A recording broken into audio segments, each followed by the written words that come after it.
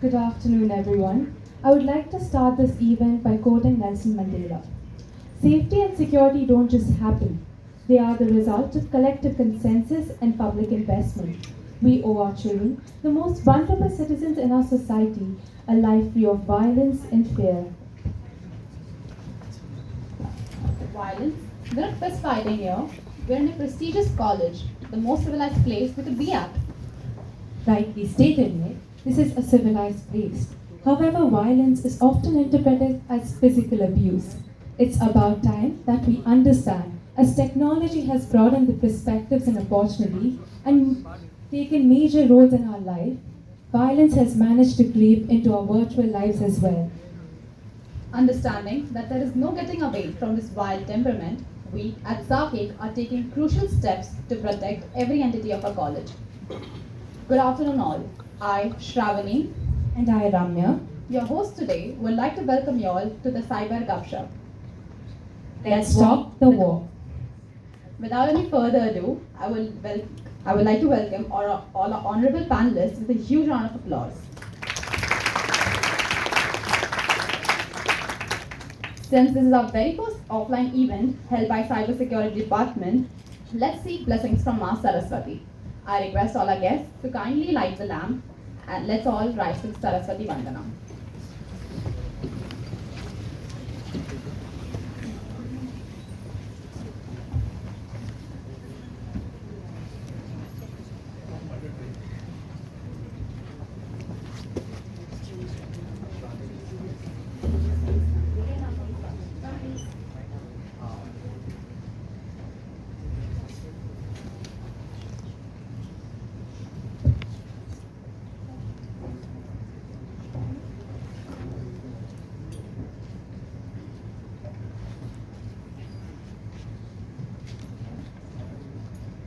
Ya kunde tu tushar har gabala ya shubha vastra vrata ya veena varadanda mandita kara ya shwet padmasana ya Brahmachyuta Shankara Prabhritibhihi Devi Sada Pujitam Samapadu Saraswati Bhagavatim Nishishajadyapaha.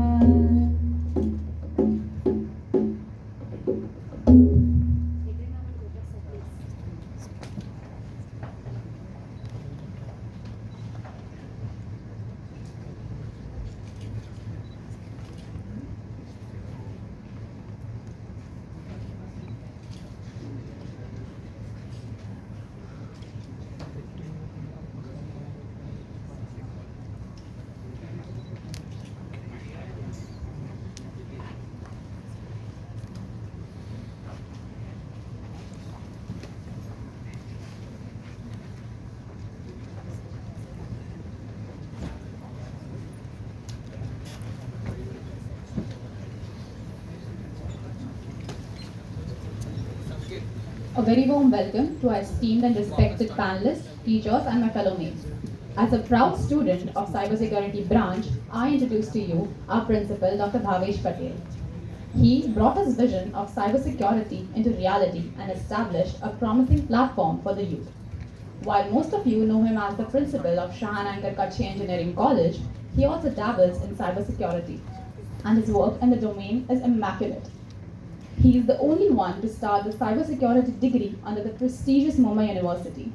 So, with a huge round of applause, I request Sir to come on the stage and share his journey.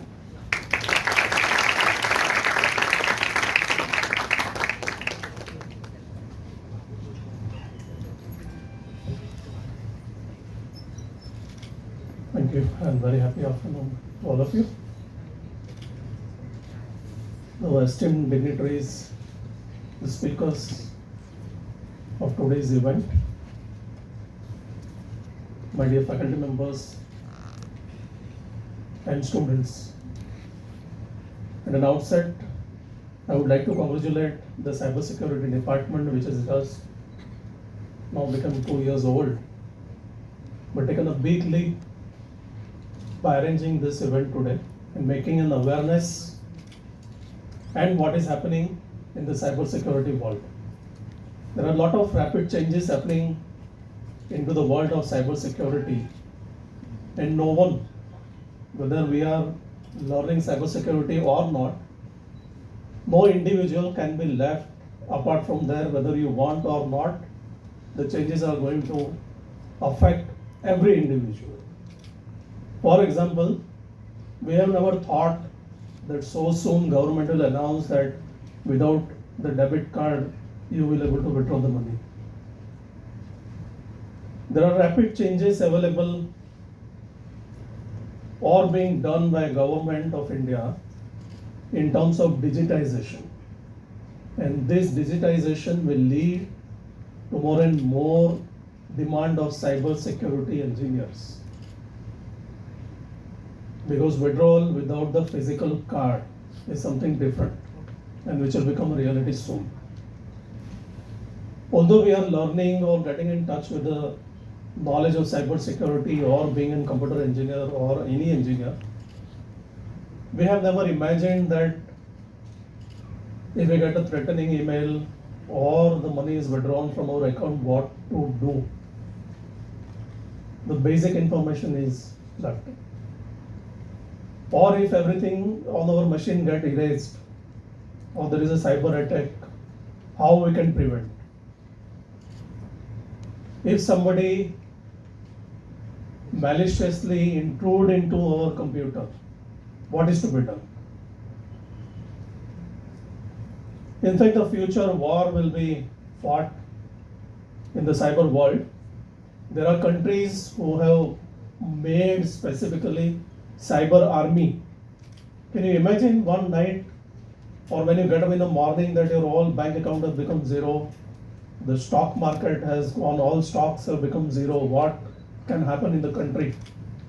The biggest example is Russia now in the war with Ukraine. The MasterCard and other cards doesn't work. So these are kind of cyber attacks that may happen, or in an advancement it is going to happen. So there will be huge demand of the people who will have a knowledge of cybersecurity as the demand of physical security increased after the bomb blasts in 1992-93. There was a huge and biggest ever change in the world of physical security happened in India. And now it is a time for a biggest change in cybersecurity world. So I hope that this today's event will help us in learning something new, differently, and in a constructive way. So today's event will lead us in a brightening knowledge which will make our career shine, as there will be a lot of demand. You have to be careful choosing where you want to go and with whom you want to work. So let us hope that you will have, by the time you come out with a degree of computer cyber security engineering, you will have ample of offers and you will be proud to choose one of them to make your career shine. And today's event will be a landmark in making that decision. So wish you all the best for that. Thank you. Thank you, sir. That was a real eye-opener and very motivating for all of us. Now comes the most awaited moment. I would love to introduce you to our panelists. I would request them to come on stage one by one, escorted by our volunteers. First up, we have Mr. Vittesh Patel. Sir is a board committee member, cybercrime and forensic investigator, founder of V4Web Cybersecurity and data privacy consultant, certified fraud examiner, 3 times TEDx speaker, and a visiting faculty at Global SPJ.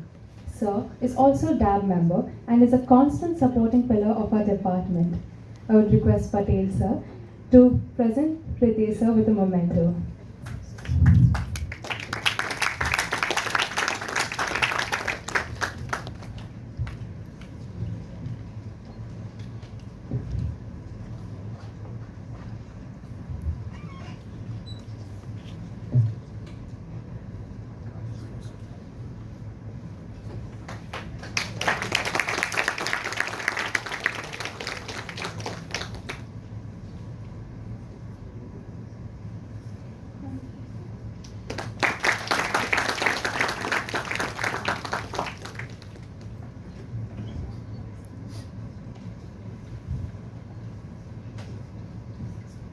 Sir, kindly take a seat on the couch.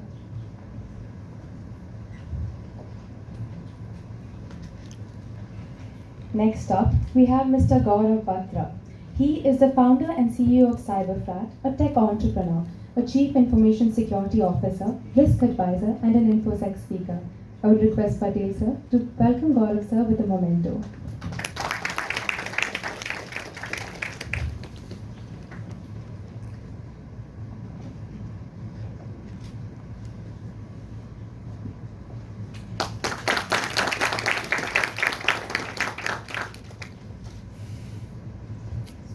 There is no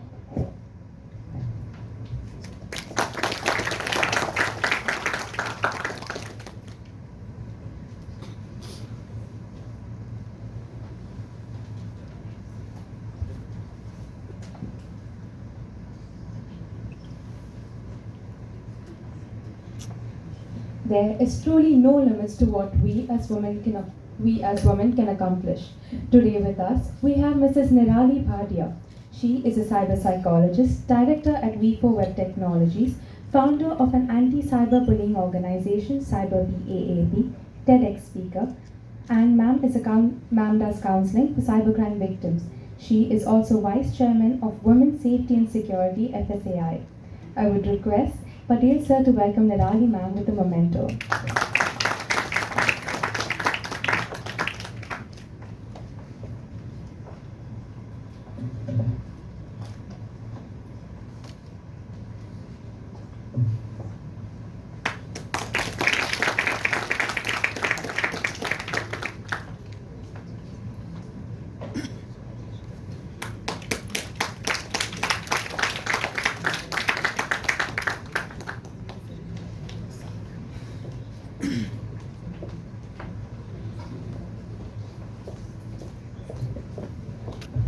I would like to request Dr. Nalakshi Jain to welcome our in-house panelists, Dr. Bhavesh Patel, our principal, who represents SAKEC as a pioneer college for establishing cybersecurity department.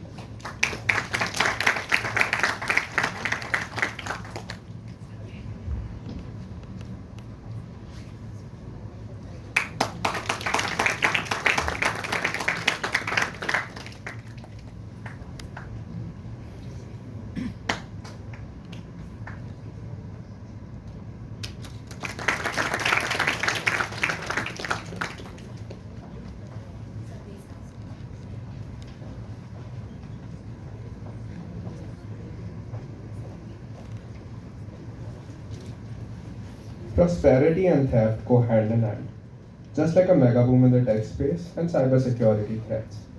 Many predicted 9/11, the Lehman Brothers crash, and the 2008 financial crisis. Just like those financial analysts and those military generals, we too have our own visionaries who knew what cybersecurity was going to be and what needed to be done to keep our country safe.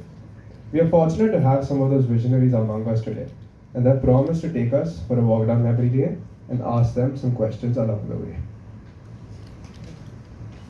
So now is the time for what we all are waiting. Sir, I must tell you that we had so many questions and finally we have added few questions and we are going to ask our panelists. So team, let's see. Next question is for whom? Oh, it's for Patel sir.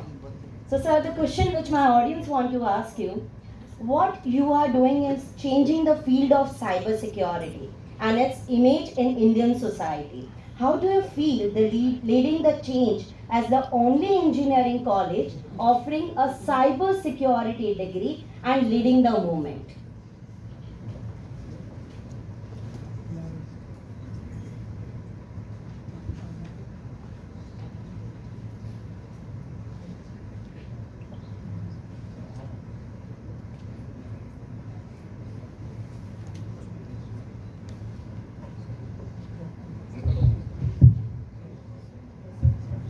Hello.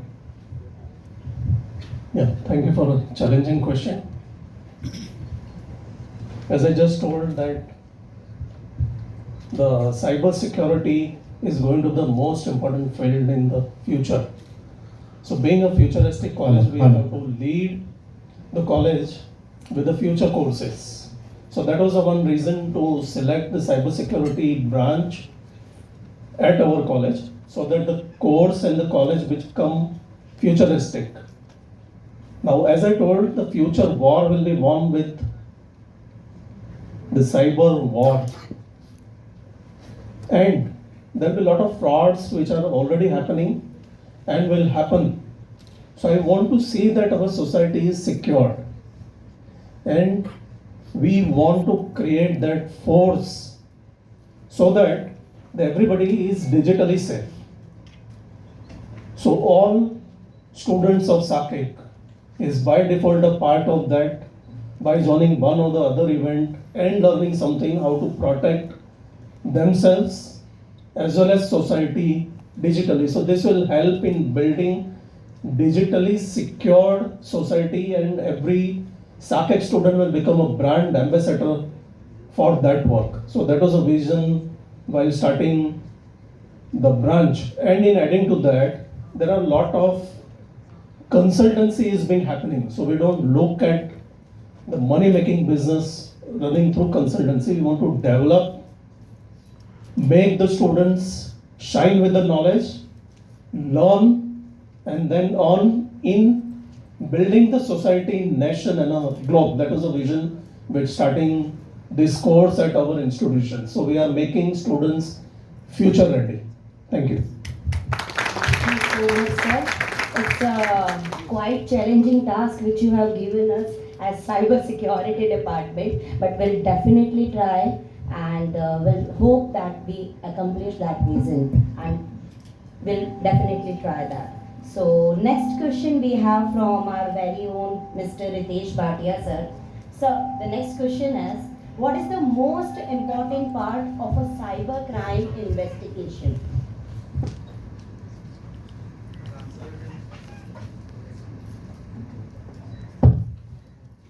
I'll just answer it in one word. It's integrity.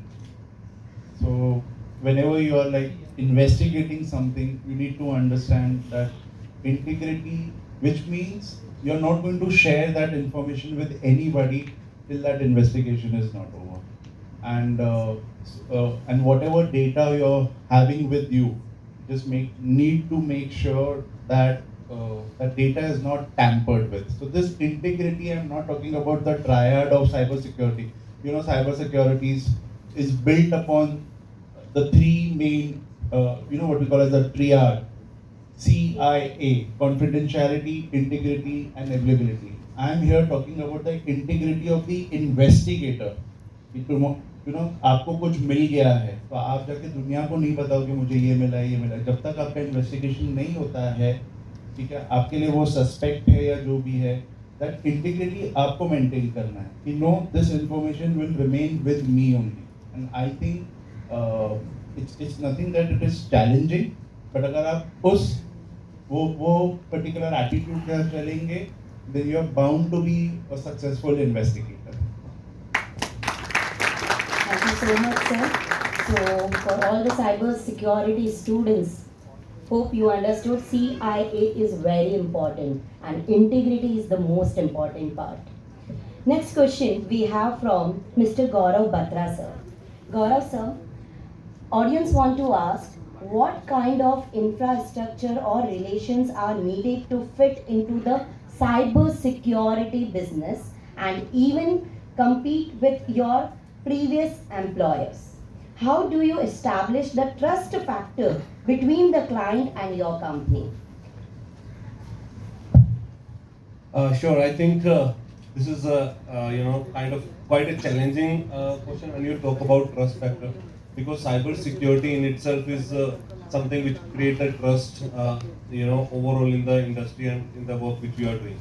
So when you are into cybersecurity, so cybersecurity is not just limited to so-called testing, V.A.P or stuff, but it comes with the governance. It has architecture, it has physical security, it has operations, end-to-end. A lot of things are required in that perspective. And when you are making or you want to create a cybersecurity business, what kind of field you want to be in, accordingly the infrastructure will be different. Like, if you want to be a awareness expert, you may need to have some kind of infrastructure which will help you to host some courses, videography, or some good content. If you want to do a cybersecurity business which is going to be a threat intel, or you need to do some kind of SOC or SIM, then you need to have a different level of infrastructure to manage the kind of packages which are coming to your thing. So sometimes, yesterday I was into an event, I was talking to one of the organization, and they are more into handling XDR or these kind of SIM today, and they can have an infrastructure that the one day Twitter, the kind of data or the tweets they are getting, that much in a year the Twitter gets, they get in one day. So that much level of big data infrastructure is required if you are into that kind of business. So if you are into B.A.P, you need to make different kind of honeypots or the tools, the burp suite and things. So what niche you want to be into, what kind of area the business you want to be in. Like if Ritesh is into investigations, he may need to have a different kind of thought process, different kind of people who have an investigator mindset, and then tools who help you with the forensics. So infrastructure and overall things which are required are totally different based on the business you want to be in.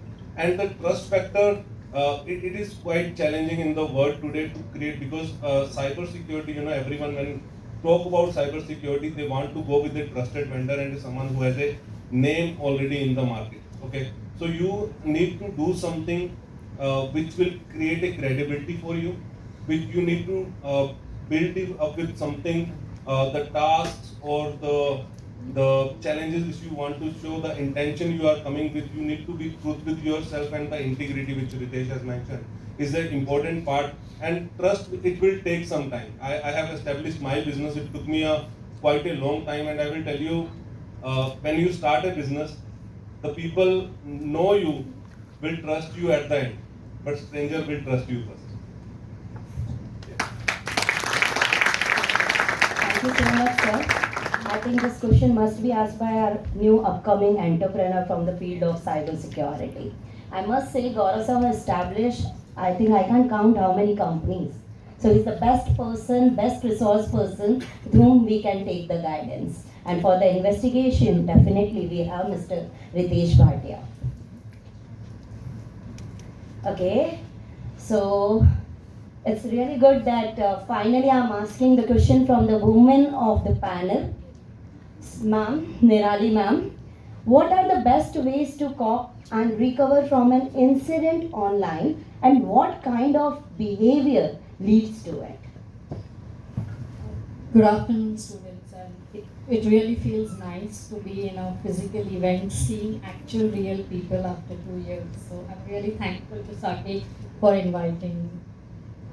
Thank you for this question, because I had an anti-cyberbullying organization, and that's where I get to deal with a lot of victims who have been victimized online, various forms of bullying and harassment, and some of them also are victims of financial frauds.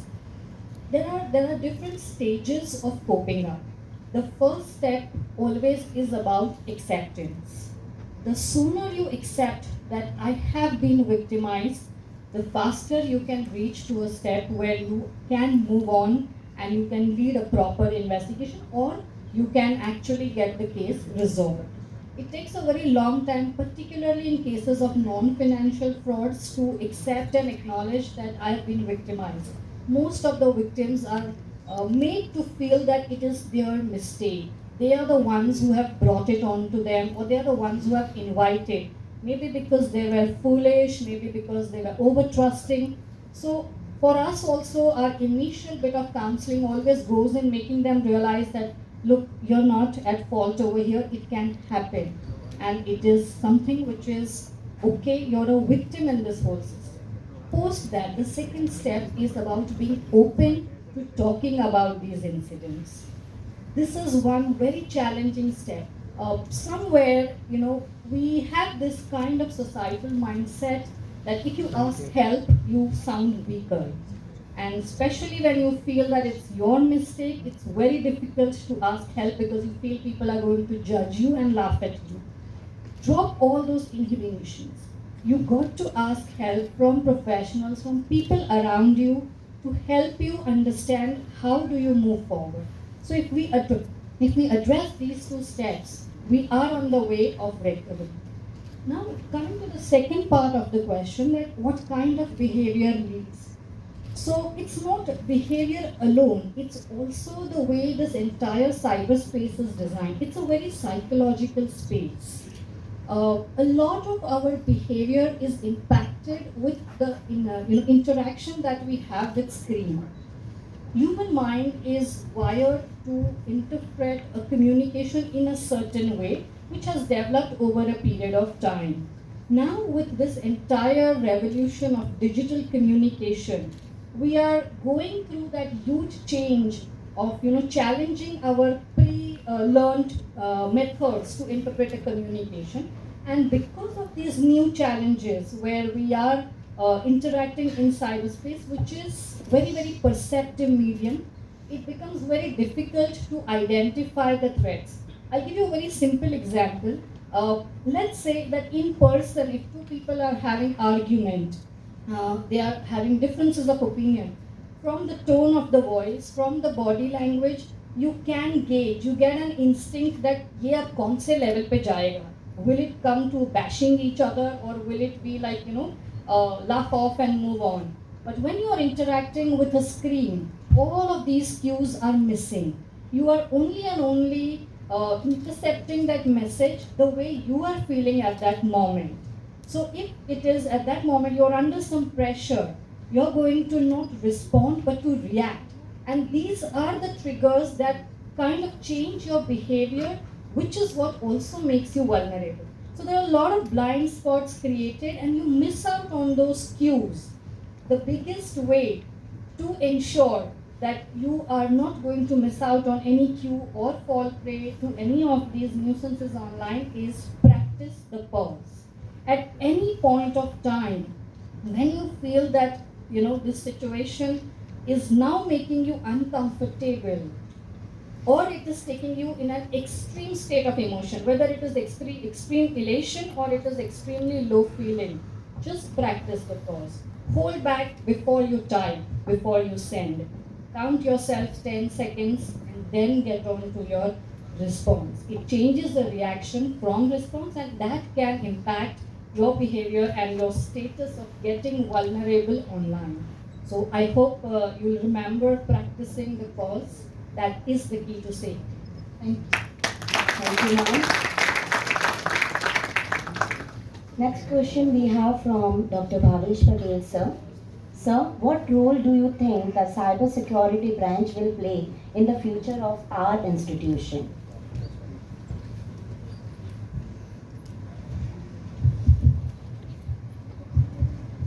Cybersecurity branch will be one of the most important branch in our institution, and it will lead the path towards a success and will become role model for not only our institution but for other institutions also. As whatever practice we do, there are many who follow us. So I believe that the work done, because there is a lot of scope in the development of this branch. So whatever work they will be doing, it will be completely different and exclusive. Earlier, when the computer branch started in India in around 1988, 87, 88, the people were reluctant to take that branch because it was just introduced. And probably there is no much awareness about the cybersecurity branch.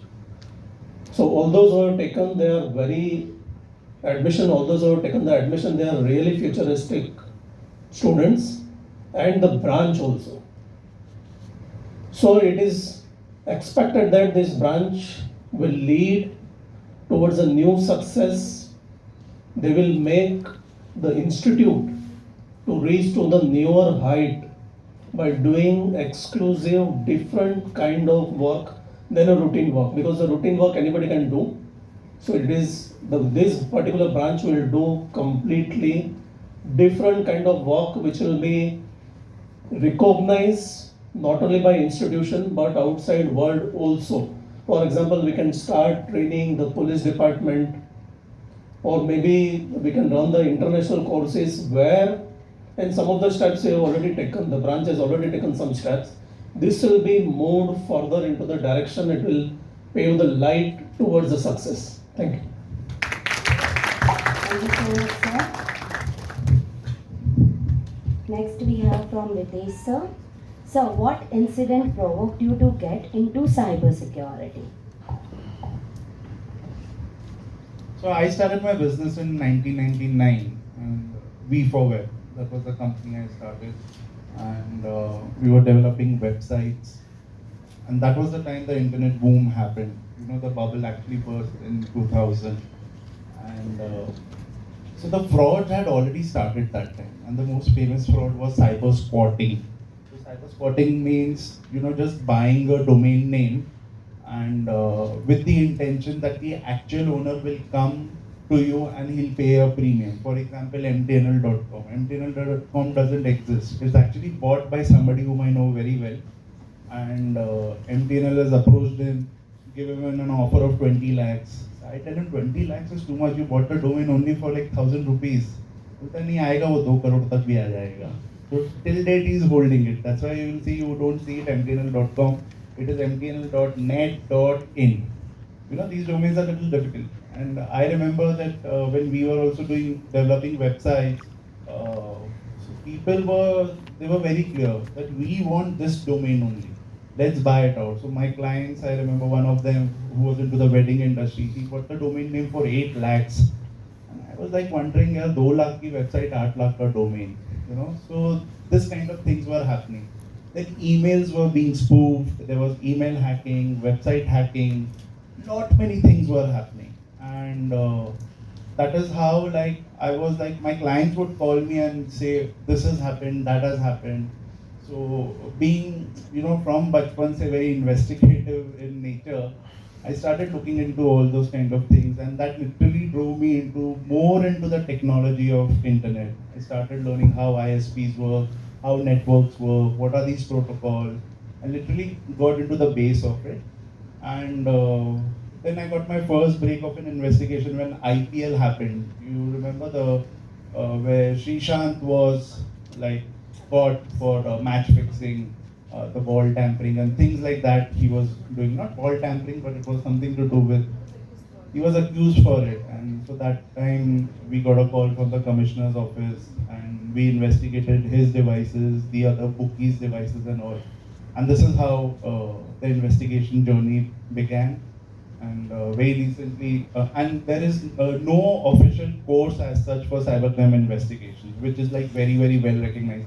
Like how you have that one CEH from EC Council, you have the certified forensic investigator, you have these, but nothing like till date there is nothing like that. McAfee has one, but again it's not really well known. So the only well known it's there in investigations. and that is what I recently completed, like during the lockdown 2 years back. That is the Certified Fraud Examiner from ACFE USA. That is, it talks about all levels of investigations. It's just not cyber. Cyber is a very small part in it. It talks about financial frauds. It talks about CCTV frauds and stores and the robberies, many things. So that is what I had done. But here, I mean, these were the incidents that like kind of really provoked me that I must get full time into it. And then Nirali took over the V4Web business, and I started another business, V4Web Cybersecurity. And today we are focused completely into cybersecurity and cybercrime investigations. Thank you. Thank you, sir. So one more question, not listed here. I recently saw on LinkedIn that you have worked for Heropanti 2. Don't watch Can you it. please, no, sir. Don't watch it also. So what kind of role you have played or what kind of contribution you have done? No. So what is happening is I have been associated with many documentaries, with many filmmakers. In fact, even with Sonu Sood, who's coming up with a movie which is again fully on cybercrime. Then there is a TV on OTT platform. Some web series is going to come up. They're still talking about it. So many other documentaries also. And I don't know if you've heard about MTV Troll Police. So if you've seen that, always in the start you will see me talking about, I'm sitting with Ranvajay and telling him how actually I investigated and all. And that was actually I thought it would be rigged and all, but it wasn't. I had a very tough task of getting 60 people, from 60 people, getting so many of them onto the show also. It was a very tedious job, and of course a very challenging project. So with Heropanti 2, it is about the director and the writer. They called me, Ahmad Khan. I don't know if you know about them or not, but yeah, they're very famous people. And so there are, the whole movie is on cybercrime. But yeah, I've told them what all to be done, but you know how filmmakers are. उनको तो ऐसा लगेगा कि एक button दबा दिया और वहाँ पे पूरा रशिया उड़ गया. Be prepared for all that. उसमें मेरा कोई contribution नहीं है. My contribution is whatever they were thinking. I had to tell them what is the reality and where you can take a creative liberty. Yeah, this can be done. So I have been in that role to tell them that look, boss, humans still can't fly just by pressing certain buttons. Okay, so I have brought down to a beach ka level. That is what. Thank you so much for answering this question, sir. The next question we have for Gaurav sir. What are some of the biggest challenges your company faces, and looking back on your previous challenges, how do you feel about the field you are in? Along with that, one more question. I have seen you, sir, taking interviews on beach, cars. I mean, what exactly motivates you, sir? Sir, meanwhile, sir gives answer. I'll request my team member to connect our another panelist online. Sir, please. Okay, sure. So let me start with that interview things and stuff. So actually, I don't know how many of you must know that the entrepreneurship which I have been talking about here. I just started 6 months back. Before that, I was doing cybersecurity jobs in the various companies. I was mostly into the banks, and then I worked with one of the world's largest chocolate makers, Cadbury India. I was Asia CISO for them. And while working with the different organization, I felt that there is a disconnect between what the colleges are teaching to the students and what our industry is already doing. So like I will tell you today, emerging technologies, most of the organization, and COVID has also bring that digital revolution everywhere. So emerging technologies, most of the organizations are taking it further ahead. If you talk about AI, ML, if you talk about IoTs or robotics, the automation, how the industry level is changing. Now, today you don't need to go to the banks and you don't need to do a transaction. I don't know, in last 2 years when I went to the bank for just from some cash withdrawal for ATM, now that also they deliver at home.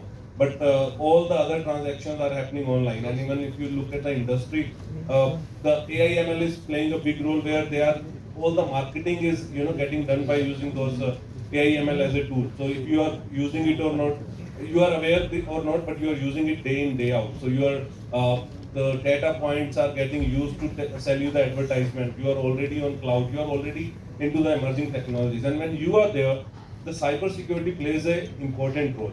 So my time when I was working and I was doing interviews and stuff, so the people who were getting ready for the interview, they were just talking about the V.A.P and that I want to be an ethical hacker, but no one, everyone wants to be a breaker. No one thought of that I want to be a maker, and I really appreciate Dr. Patel's efforts that they are learning cybersecurity from the basic, and in 4 years you will understand that cybersecurity is basically a making the things secure, not actually breaking the things. That comes as an afterthought and where you need to do some testing. So that was the thing when I started my organization, and I thought that I want to build something as a awareness, as a education system, where people will talk about building the secure ecosystem and secure infrastructure.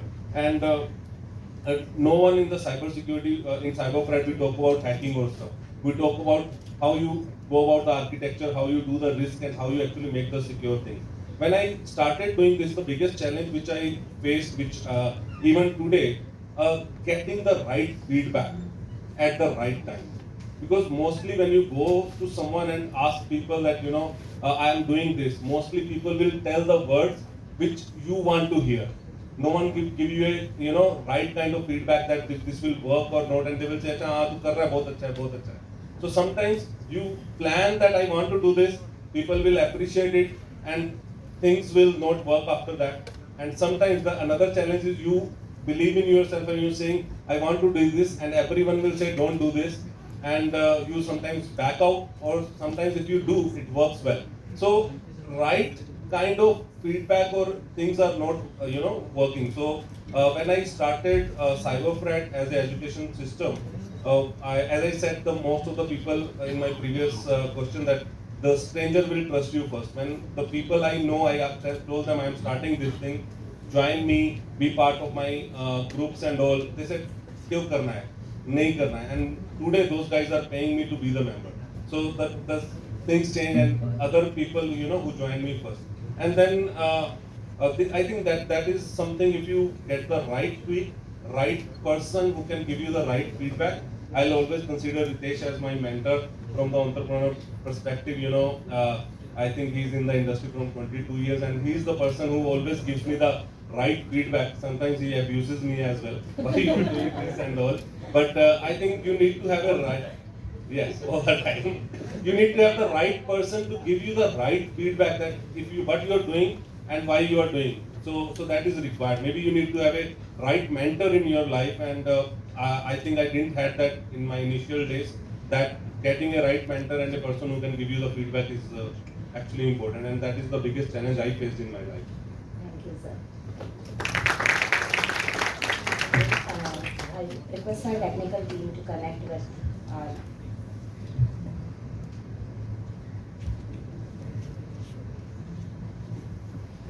online.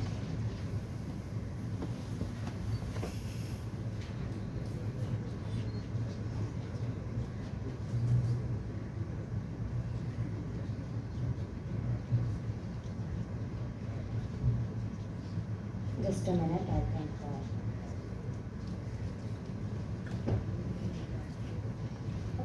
Vineet sir, can you hear us? Vineet sir?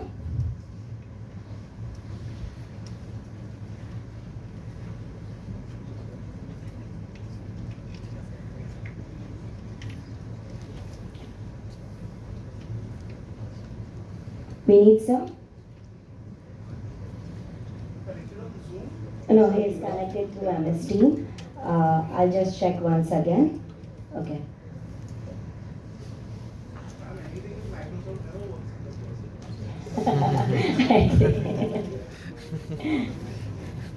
Okay, meanwhile, my technical team tries to connect with him again.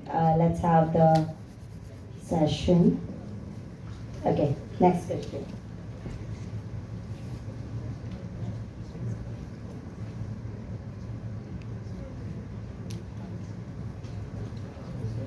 Yeah. Okay, Nirali ma'am, from you. How to cope up with imposter syndrome in the IT field and domain? Imposter syndrome is an outcome of two major things. One is your own confidence. Second is the competition, which is particularly now pumped up by social media. And it is not only, putting you under a lot of pressure to be perfect, to be always having some or the other achievement to display, to showcase, which up to a certain extent, even after gathering, when you put up your own merits and your own stuff, there is still someone out there way better, and which is what is also leading to a lot of low self-worth feeling, which in turn, with a lot of self-talk, has led to a lot of people feeling an imposter syndrome. So the first way to cope up is be very honest to yourself. Is it really an imposter syndrome, or is it just lack of confidence or low self-worth? So it's basically when you feel कि I am nothing and अभी मेरी पोल खुल जाएगी, I'm just a fake, I'm not good enough, whatever I'm putting online is, or not just online, but whatever degrees I have, if I'm so-called expert, लोगों को पता चल जाएगा कि I am not. So yes, we do have all types of people. Some are who are genuinely an imposter and they going through that syndrome is understood. That's what I said, that the first thing that you look within is how much of this is actually a fear of me exaggerating and now feeling that okay, मेरा पर्दा फाश हो जाएगा, or is it coming from low self-worth? 50% or more oftentimes, it is from low self-worth, and particularly after this whole game-changing social media personality, it is largely from low self-worth. So once you address and understand where is it coming from, is where you go. Also, the reason why, if it is the first reason that yes, it is a genuine imposter syndrome, then go back to the reason why. Is it because you are actually falling short of time and want to get ahead in that rat race of the competition of achievement, of being somewhere because everyone else is somewhere? So once you understand all of this is the only way you can work on it. Otherwise, there is no end to it. So always try and identify where is it coming from. Do not let what you see outside get onto you until and unless you have fact checked. I always say that the entire social media space is like a highlight reel. We only see the best moments. For example, from today's event, we are going to put only the pictures in which we all are looking nice, we all are smiling, everything is perfect. However, the reality is not that. There has been a lot of background. There could have been incidents where some of us have fumbled while talking. There have been instances where we tripped or something. None of us are going to put that. So what we are looking at is only the perfection. We are not looking at the journey behind it. And there is a constant competition, said, unsaid, both, which is what could lead to low self-worth. And since, with push and motivation, you still reach there, you can get caught up in this where other people start challenging, and now you are again battling that, okay, am I really at a low self-worth, or am I an imposter actually? So answering first, being honest to yourself is the best way to be able to handle it. Otherwise, always, before reaching to a conclusion, get on to a professional help, and that can help you move forward. Thank you. Thank you, Nirali ma'am, and definitely you are the one with whom we are going to see this. Yeah, now we have with us Vineet sir. Can you hear me? Yeah, hello. Yeah. I can hear you. Am I audible? Yes, sir. Yeah? Yes, sir. Great, I just Yeah. lost, No, it's fine, sir. Now everyone can hear you, sir. Okay, and hope you can see audience. Uh, am I starting? So this is the auditorium, sir. We would like to welcome you. The audience is, we have with us Major Vineet Kumar. He is connected virtually with us at this event.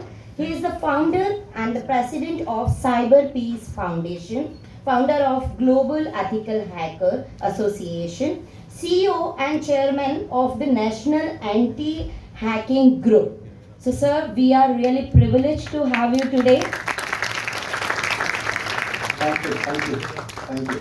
So we have some, yes sir, please. It's really an honor to be here, but I see there's some lag in my voice probably.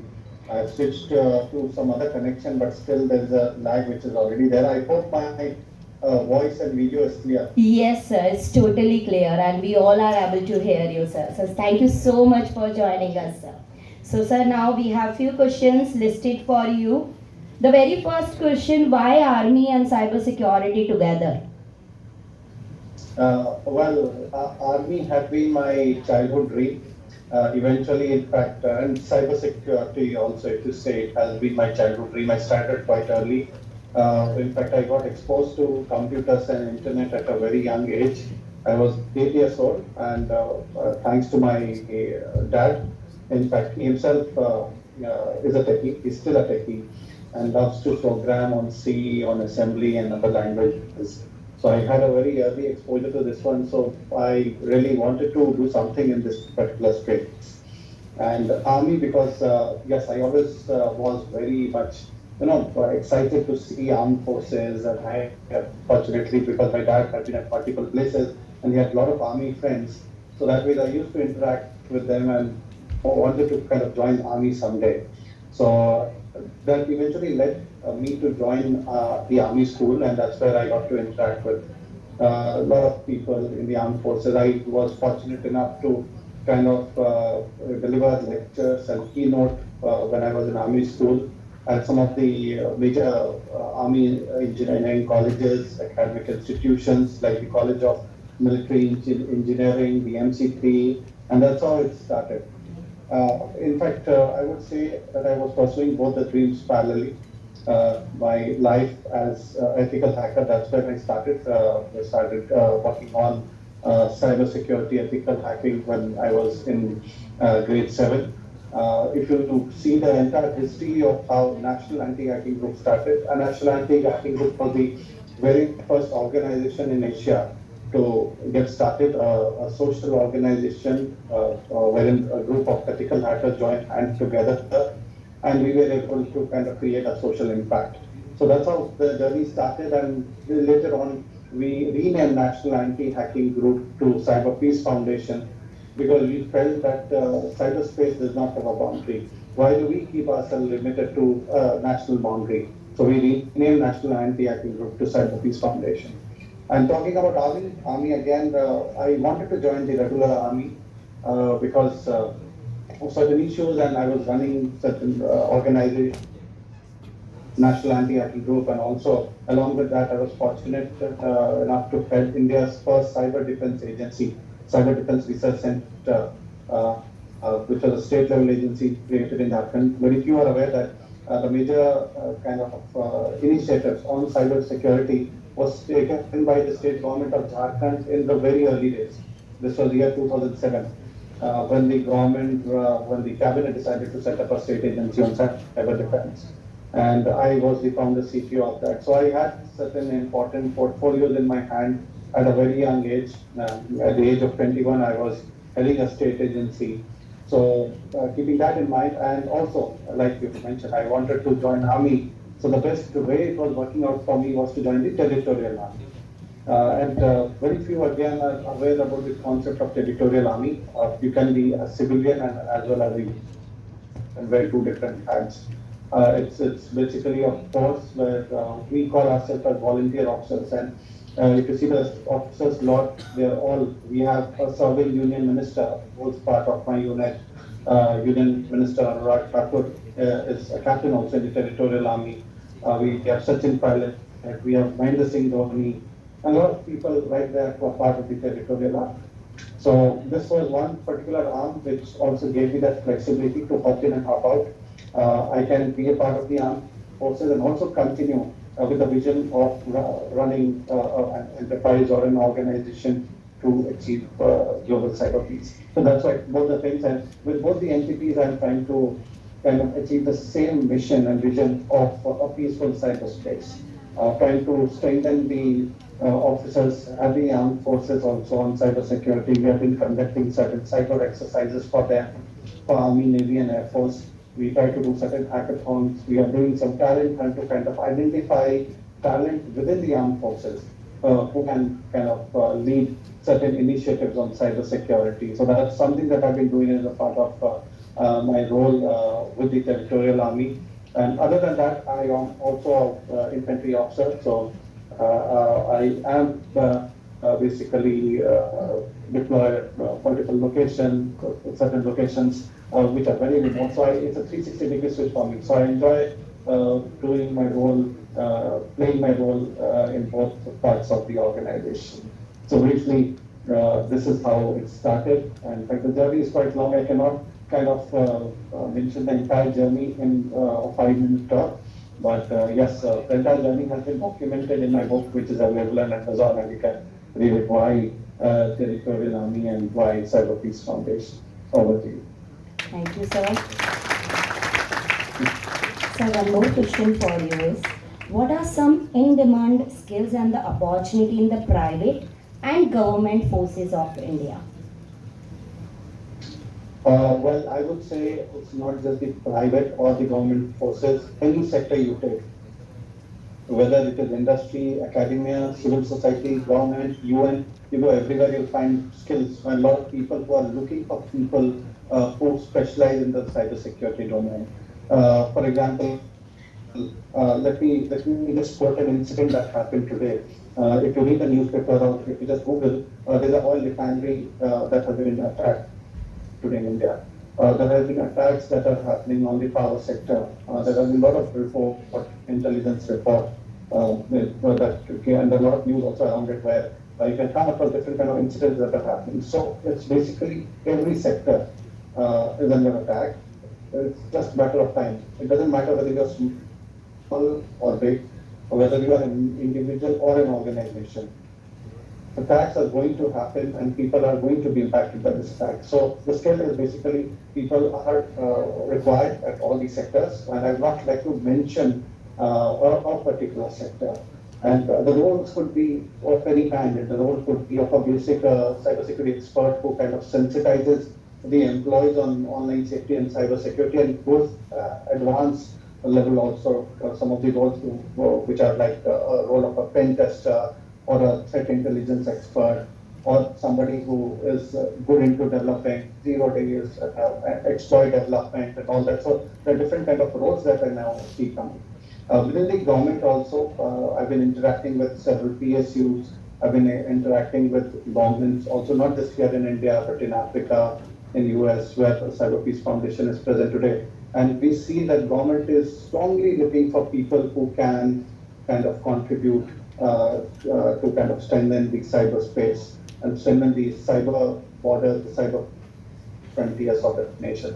There's a lot of requirements, the roles are many, and I'll be very happy to have a one-on-one conversation with somebody who is interested to kind of take them through the kind of roles that are existing today.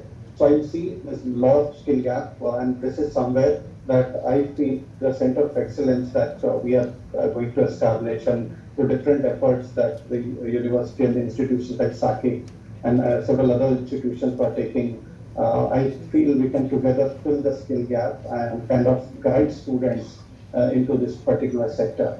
And I mentioned here the sky is the limit, and it's totally up to you on how you can scale yourself and what kind of courses that you take. I find it as an ocean, so it's not something that one course or one skill is something that you need to attain. It's basically there are plenty of skills that are there that are required, and it's just basically your interest, the kind of interest that you have. You might be interested in network security, you might be interested in maybe secure coding or something like that, and accordingly you need to pick and choose one and probably go into that particular domain to achieve that. Thank you so much, sir. For the audience, I just want to announce that SAKEC is going to establish COE Center of Excellence in collaboration with CyberPeace. So, Vineet sir, I really want to have insight about COE, how it will be helpful for SAKEC students and for the college.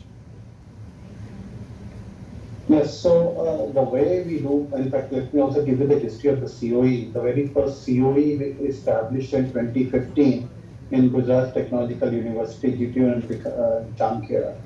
This was a pilot that we thought we will kind of initiate because we wanted to check whether there is a requirement of a COE like this in the academic sector or not. To our surprise, we found that a lot of interested students, faculties, professors reached out to us, and even the industry part, they reached out to us with the problem statement. Now, everybody is kind of looking for a solution. People have different kind of problems.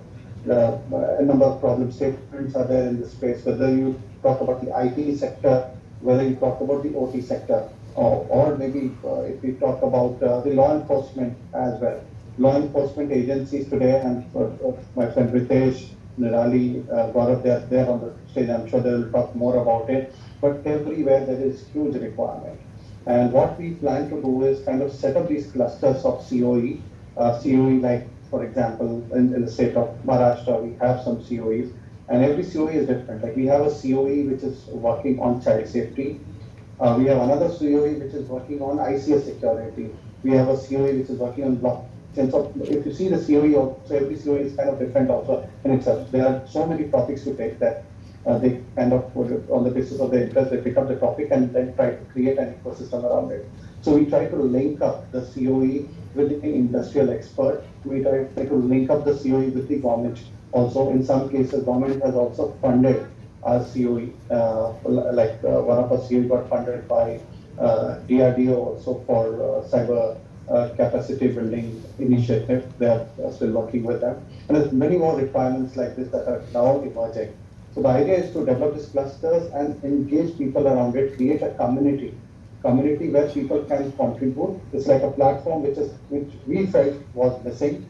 And as an individual, as an organization, as a civil society, we thought, why not to create that platform, get different stakeholders together on one platform and kind of solve the problems that are existing in the cyberspace today. And that's why the concept of COE came in. 2015 was established, and after that we have been maturing.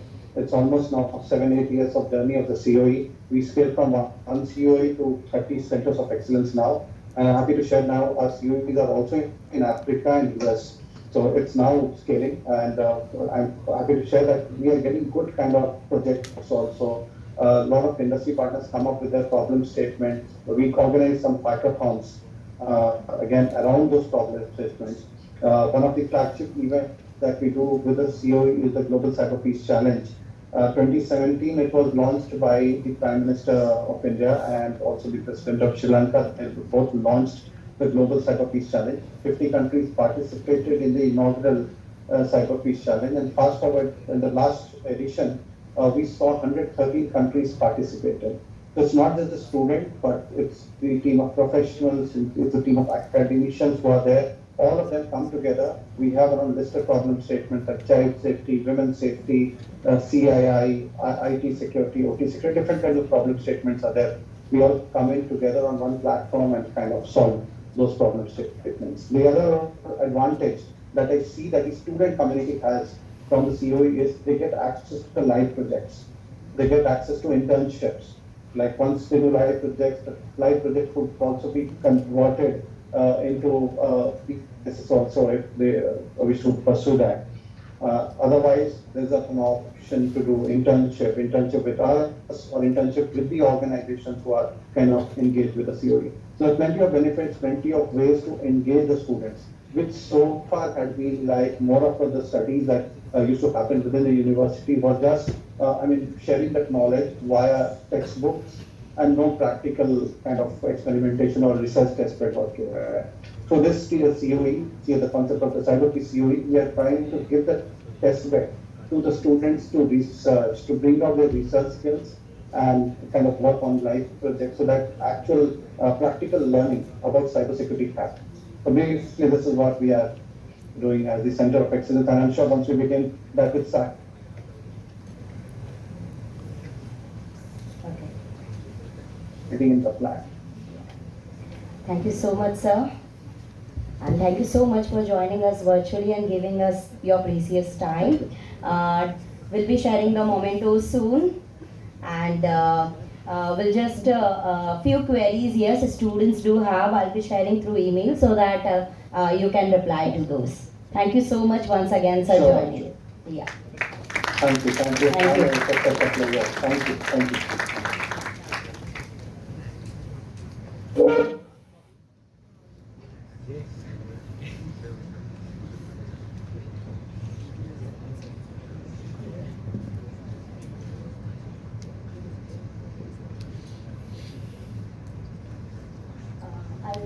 Okay.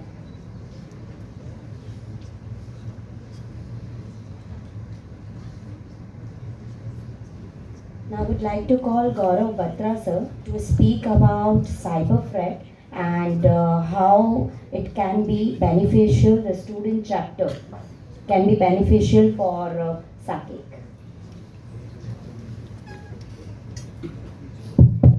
Sure. Everyone, I think many of you, if you don't know CyberFrat, so basically CyberFrat stands for fraternity. And fraternity is like anyone who is working in the world of cyber can be part of this community and part of this fraternity and help secure the world around us and put the right kind of security measures so that the frauds which are happening to either to us, to the other people around us or the senior citizens or in the organization everywhere. So we want to pop up everything in part of this fraternity so that you can learn and gauge that. So the thing is in colleges, in your college you have a cybersecurity degree, but many colleges are not doing it. And I really love the fact that you are actually enthused on about that and learning the cybersecurity from the basics on how you are going to make it. So what in CyberFrat we do, we have a community of professionals. We have already built around 25,000 people globally together as a SME. And being part of this community, you get to interact with those people. We do every CyberFrat Thursday. On every Thursday, we do a members meet where you actually get to learn from the experts in the industry who are part and have done cybersecurity as their bread and butter for many years, and they give you the right kind of advice. You get to network with them, you get to learn from them, and that is the ecosystem we have created. And we believe in doing a consistent learning, which is the industrial requirement. So we talk about the latest tools, latest technologies, and also give you a right kind of platform to explore those kind of technologies. So that is what the niche of cyber frat we have tried to build in, so that you get to engage with them. And also, if you want to go into the right kind of jobs, what kind of learnings you need to have so that you get placed immediately after you are done with your engineering. What kind of requirements are there? What kind of roles you can be fit into? What responsibilities you are going to be there, and a lot of networking opportunity. I tell you today, most of the time, the jobs, roles or jobs which are happening from the networking. So, like if I need to hire, instead of looking into 100 or 1,000 resumes, I will say, Ritesh, do you have any reference? Or Nirali, do you have any reference? So that comes with the networking. So now if you are connected with the community, if you are connected with the people who are already working in cyber security, then there are higher chance you will get selected or you will get recommended. So now if I am looking into a few perspective here, the few faces here, or the more kind of engagement or activities you are doing. So next time if I say, I will call up the ma'am and say, I have seen those two people in your college, they were quite active, they were talking about the cyber security.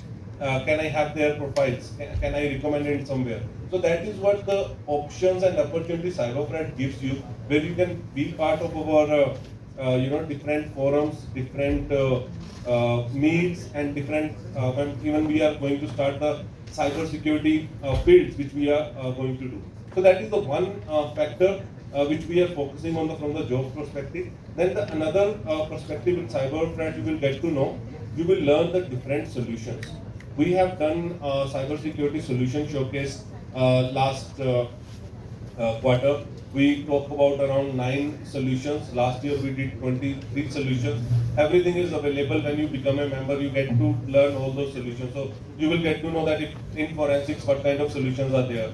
In SIM, what kind of solutions are there. If there is AI, ML, behavior analytics, what kind of solutions are there. And if you want to learn those solutions and you want to make career in that kind of field, or if you have that entrepreneurship in you and you want to make a product, then you need to see where the gap is, what other industry people are doing, what other solution makers are doing. So get those learning. So we will actually give, so theoretical and a baselining will happen in the college, but how the industry is working, that is something you will get to learn from CyberFrat.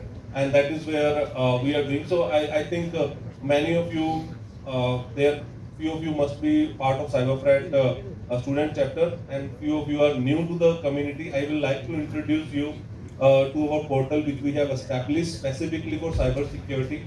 So there are 2 courses I would like to give you free to all the people who are here. So what you have to do is go to learn.cyberfrat.com, enroll yourself. You will immediately get a course which is NIST Cybersecurity Framework, which is immediately will be added to your bucket, and you can start with the basic of learning of cybersecurity. And then there is a specifically designed course which is defense in depth in cybersecurity, which will teach you how the network security works, how the web application security works, end-to-end security at an organization level, how you will define a policy or MITRE framework for defender, how you be. So to enroll into that course, what you can do is, in your profile you have an option to apply a coupon code, which is your college name, SAKEC. Enter that and you will get that 12 hours training free you complete, and you will get certificate for the same. So that is how I think that is, I will like to introduce you to the CyberFrat by giving you these 2 courses and 20 hours learning in CyberFrat. Thank you, sir. We'll be taking questions from the audience now. Sure.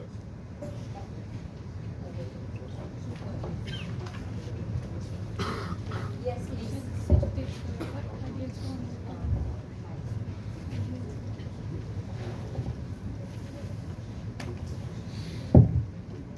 Good afternoon, sir. Good afternoon, ma'am.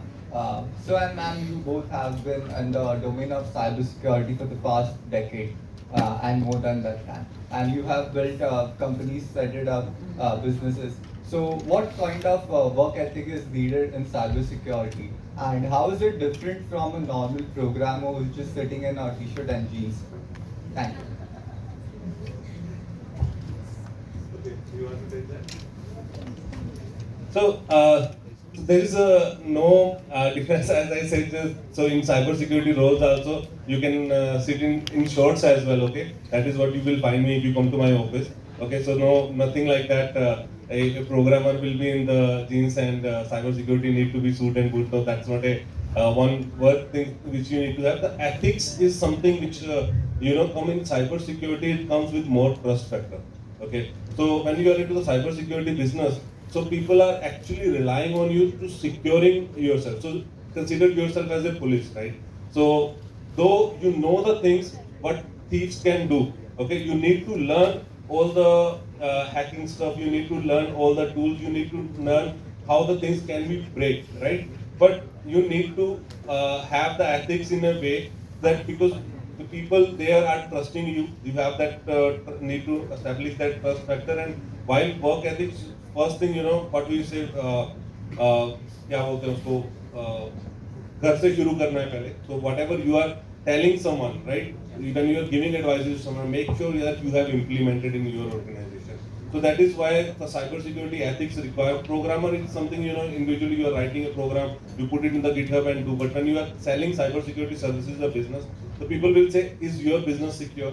Are you taking care of your data? Have you implemented all the controls which you are suggesting me, right? If I am saying you today, don't share your password or don't have the same password of personal or professional things or implement this tool. Have I implemented that in my organization? Do my data secure and do I have a DLP solution? Do I have a SIM to monitor those threats? So those are the few things you need to establish so that your organization comes as whatever you are suggesting them, you have all following the same path. So that is something is a bit different when actually you look into the cybersecurity.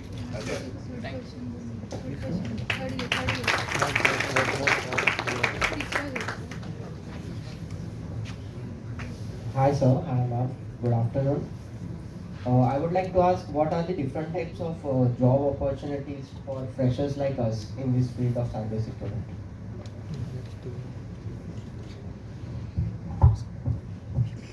Plenty of offers. The whole thing is like when you come out, firstly, you should be like really good with your subjects. Whatever subjects are being, spoken about, or whatever subjects you've been taught. And now cybersecurity is actually very vast. It's like asking somebody that you're doing MBBS, what are the opportunities? So, you can go into liver, heart, lungs, and skin, hair, whatever it is. So the same way now, even in cybersecurity, you need to be like very clear because there are several domains. At least 12 domains I can count on my fingertips. So there are so many domains as such, whether you want to get into forensics, you want to get into governance, you want to get into like V.A.P kind of things, part of it, the blue teams part of it. What do you really want to get into it? So you need to have that kind of clarity. And how will you get that clarity? You will get that clarity when those subjects are taught. Or let's say when, for example, CyberFrat. Like, if somebody asks me that I'm unclear what I want to do in cybersecurity, I first tell them join CyberFrat. Not, because Gaurav is a friend or I'm an advisor over there. Because I know the amount of information that is available on the CyberFrat portal, such all industry experts speaking about it, not even in a high-tech language. There are so many of them which are in a layman's language. And you listen even to those 10, 12 videos now, you'll be able to converse with somebody. Like today you might have heard, what is this? Gaurav is talking about XDR. What is this SOC? What is this SIM? You get that? How will you come to know about all those things? Because those things are not going to be in your books over here. This is something that you are going to, when you are going to come out, speak to people in the industry or read about it, this is what is going to help. So if you attend those kind of things, keep reading about it, you will come to know. So let's say by the time you graduate, you should know, I think I'm best suited for the hacking part of it. Or no, I'm not so technical, but I'm very good in English and so I can be very good for awareness or I can be very good in audits. So explore all those domains. So like when students come to me for the internship, so with my company internship is strictly for 6 months. In these 6 months, I expose them to different domains. And then I keep telling them that, look, let me know what is your interest. So now my current 2 interns who are there, they are from Symbiosis, they're doing their masters in system security. The other day, we had a function at our office. So one senior came, immediately he hired those 2 people. I told them their internship is getting over, but they're very, very clear, they want to get into audits. And that man is like the papa of audits. He spoke to them, he immediately hired them. It is because these 2 people were clear what they want to do. So you need to be clear where you want to go. You want to get into consultancy, again consultancy of what? You want to get into governance. So first identify those 12 domains, map it with your skills that no, I think my skill is something like this. I am good at this particular thing and this is of interest to me, and then just target that. Is that clear? Thank you so much for the questions, audience. Finally, I'm excited to request all the panelists kindly sit on the stage and launch the policy, the SAKEC Cybersecurity Strategy and Cyber Incident Policy. Launch.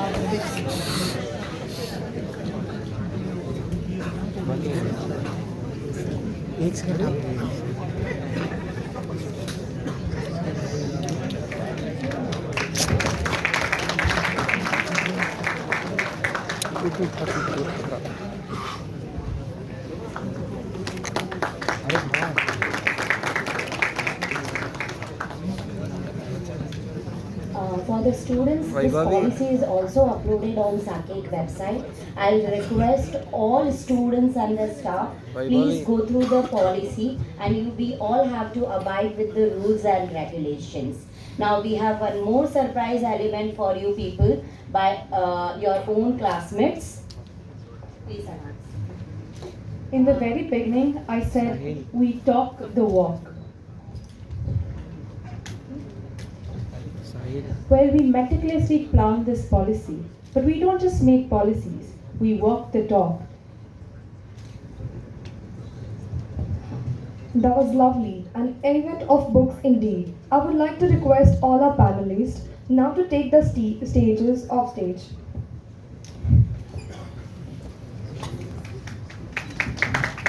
While our panelists are taking a seat, I would request our technical team from second year, who have made a complete interface cyber incident response management portal under this policy, to come and disseminate the project.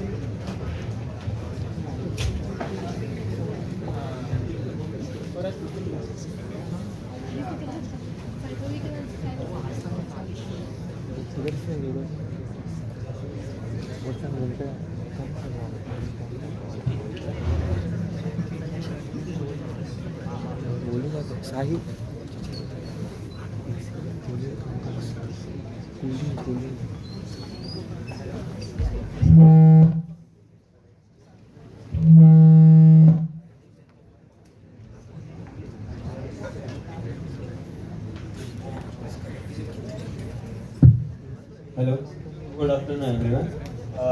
So cybercrime is a big problem for youth nowadays. College students face a big problem. So to overcome that, our college has launched a cyber policy now, and also we have launched a portal. In this portal, we have there are 3 steps. So there is one victim details form. There is victim details form where you can just you can write your all the details, and then you have the second part, incident details. But the main part is only you can just fill the form through your SAKEC mail ID. Rest is not allowed.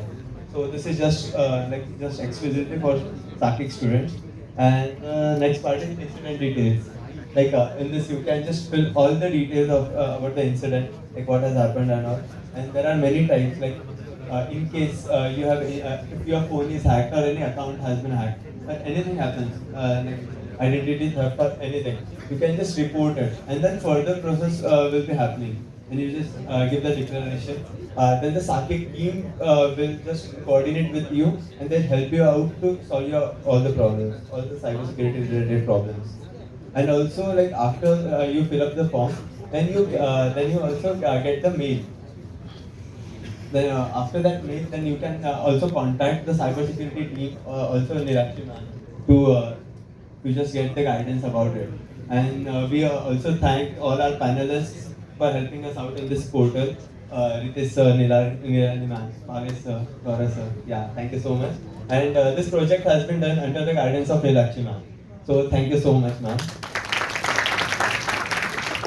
And I'd also like to introduce all the teammates.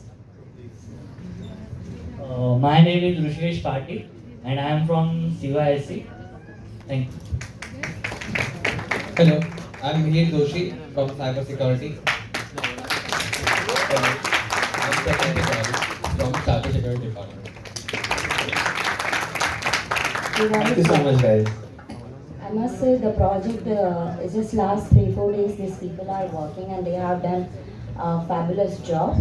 We are just now waiting for incidents to happen. We really don't want it, but yeah, for the testing purpose to actually check our team's efforts, please do register a few incidents which have happened in nearby area, maybe your family members, so that we'll come to know whether we can help or not. Not only this, in-house, we people are there, the cybersecurity department, team members are there, but we do have external people. Ritesh Bhatia sir for the investigation, Nirali ma'am for psychology help, anything, and Gaurav Bhatra sir, how we can commercialize the product. Right sir? And this total idea of making the portal and updating the cyber security and incident response policy, the credit goes to Dr. Bhavesh Patel sir. Thank you so much sir. Okay, now I'll request my technical team, students please.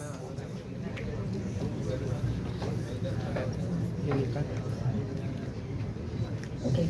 Now I would like to request Ritesh Bhatia sir to please come on dais and speak about V4Web Cybersecurity. Just for 5 minutes sir, I'll not take much of your time because the students really want to ask few questions directly from you.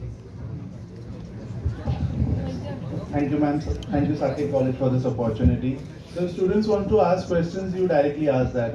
There's no point in talking about V4Web Cybersecurity. You can Google and you can come to know about it.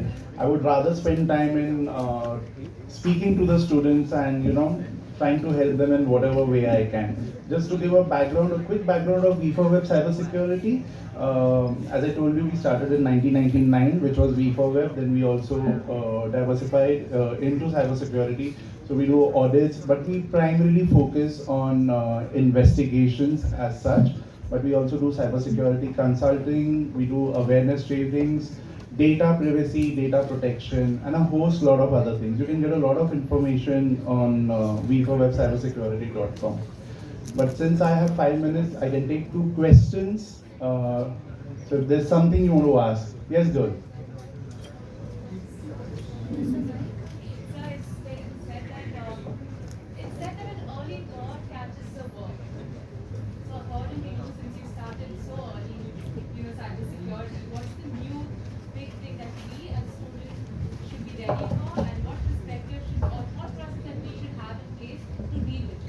Okay, so then, so her question is like, I started early, so, I've been able to reach to a particular stage. So she's asking, what should you do? Now the thing is, I would say, come what may, cybersecurity is going to remain and is going to become more and more complex because of AI and metaverse. Get into AI and metaverse. Just get into it. Don't even think about it. It may not be a part of your curriculum, but you need to know. I'm myself personally now going to be shifting into metaverse investigations. So what do I have to do about it? I have to first understand how metaverse works. Because this is like, I have the knowledge of 1999, right? In the sense, when the internet came much earlier, but in India, and that was the time when I graduated. I graduated in 97, and in 99, I started my own company. So I understood the entire architecture of internet. But now again, I'm going to take a rebirth in my profession. So I'm going to now get into the architecture of metaverse. Okay, you will be having an advantage because of the age. See, nobody wants to hire a 40-year-old man, 46 to be precise. Okay, they would want to have you. Okay, so please understand that that this is going to be a big advantage. So there are already people who are, let's say, into AI, and they don't know much about cyber. Okay, but you're into cyber. You will be knowing. You need to know a lot about AI. And of course, AI is one component of metaverse. So the Gen Z is now going to see a brand new internet, which is Web 3.0. Okay, yesterday there was a conference and we were discussing that the avatars, your avatars are going to be raped. So what is going to be the law for that? There is going to be no physical harm. Web 3.0 is only and only going to be a psychological harm. There is going to be no other harm over here. Like right now on Instagram, somebody comes and bullies you. Over there, nobody is going to bully you. Your avatar is going to be bullied, but you're going to be so distinct, so attached to your avatar that you're not going to get sleep at the day. You know, somebody will tell you, hey, listen, do you know your avatar was stripped? Hey, do you know your avatar was beaten up? And you're going to be so possessive about your avatar that you are going to literally going to lose sleep. So I'm going to see a lot of investigations, a lot of this thing coming up, complaints coming up, and a lot of psychological issues. So of course, bright future for cyber psychologists and people who are in the counseling and the psychology domain. But yeah, metaverse is the next big thing. It has already started. I mean, Mark Zuckerberg is not an idiot, to give it the name as Meta. He knows what it is. So up till now, he was, and what is the whole idea of this metaverse? Why? Okay, I'm going to talk only about the negative part of it. Why this thing? Because right now, you people, there is already a virtual clone of you people online, right? Can the tech giants come to know your name, your age, how you look, photographs, what time you sleep, what time you get up, maybe what all you shop also, maybe what all toothpaste also you are using, and now your Alexa is listening to all those things. Everything is there, right? What's missing? Your emotions. Your emotions at every second are missing. Right now, how are your emotions coming? It's only when you're commenting something we are able to see the emotions. But otherwise, your emotions are missing. Mark Zuckerberg realized this.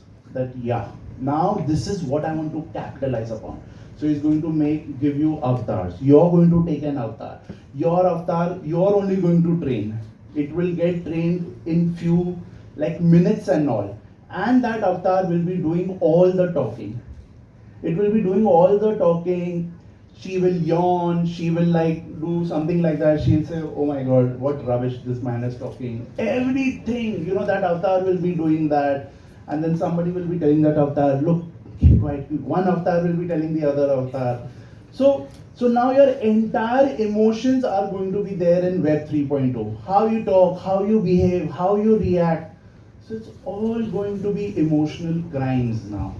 So if you want to get into over there, Amazon will be there. But now Amazon is also starting its meta version. What will happen over there? You will now see the shoes. You can try the shoes and how they look on you. The way you have it on Lenskart. You can have the frame and you can, see how it looks and all that. But there will be events. There will be parties. Now, when your avatar, when you're walking in, you will see, oh my God, everybody is wearing a jacket. Let's say it's a cybersecurity conference. Shit, everybody's formally dressed. Where is my jacket? You will be immediately in that metaverse buying a jacket for your avatar so that your avatar also looks good. So just imagine the competition, the stress, your avatar. I mean, right now it sounds sci-fi. No, it's not. You're a generation who plays these games, okay? And the metaverse is coming specifically because of the habits of Gen Z. So this is what, so if you're not going to be in the metaverse, if you're not going to understand that, because this is you'll be becoming, literally millionaires overnight if you are going to focus on AI and metaverse with the cyber part of it. Welcome. So much, sir.